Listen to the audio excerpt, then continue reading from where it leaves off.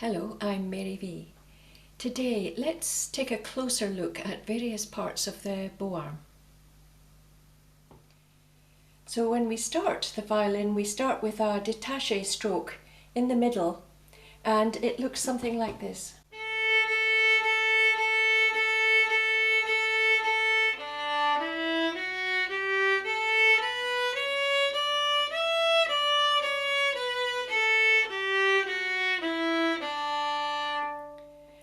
So as we progress, we want to use more bow, and we realise we've got to change the shape of our wrist.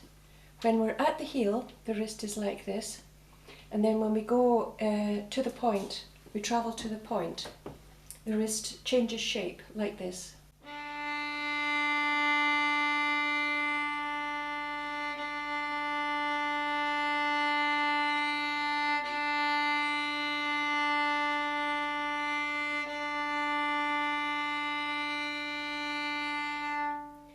And as we're doing that exercise, we learn to keep the bow straight, which is a case of looking in the mirror, closing your eyes, doing the bow, and then opening your eyes and seeing if it's straight, and teaching your muscle memory like that.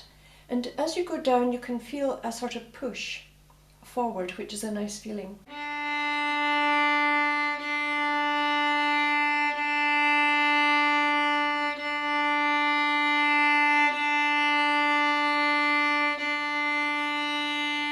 What I mean by a push is a feeling of flexing the wrist so that the hand turns a little bit as well, like that.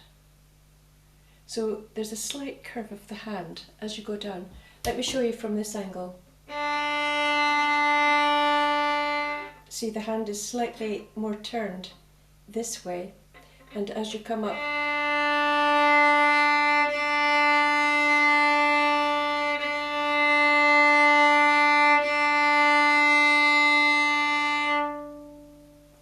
let's talk about the forearm, because as you're doing your up bow, there's a feeling, when I'm talking about the forearm, I'm really talking about it being connected to the top of the hand.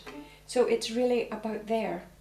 So it's the lower part of the forearm, nothing to do with this part, but just here where it connects to the top of the hand. And when you're at the point and you're coming up, there is a feeling of leading the stroke with your forearm here. Okay, so I don't know if you'll be able to see it.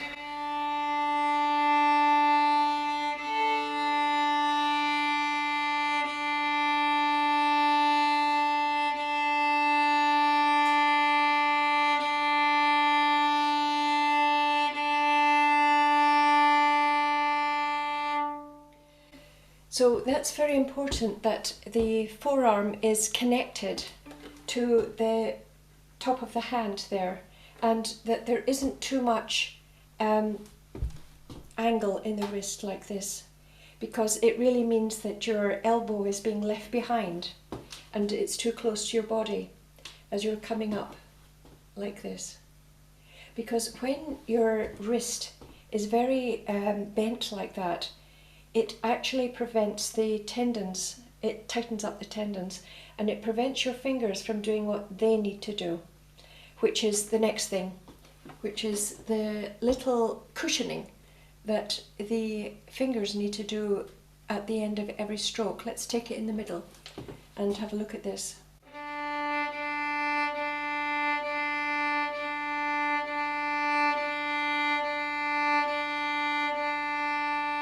So just take the Detache stroke that we were doing as beginners like this,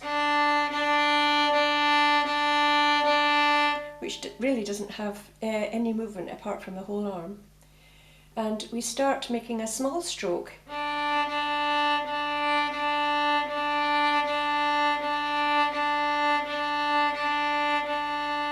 We can see that the fingers are cushioning and flattening on the way down and lifting on the way up.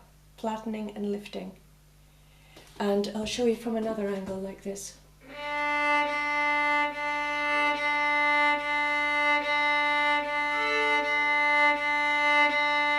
Now, as well as looking at my fingers and to see what they're doing, make sure that you're noticing what my forearm and top of the hand is doing as well.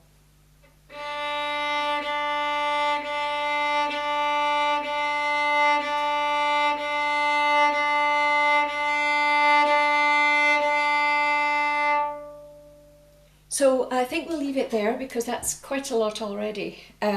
So good luck with your bowing practice, and I'll say bye-bye for now. Bye.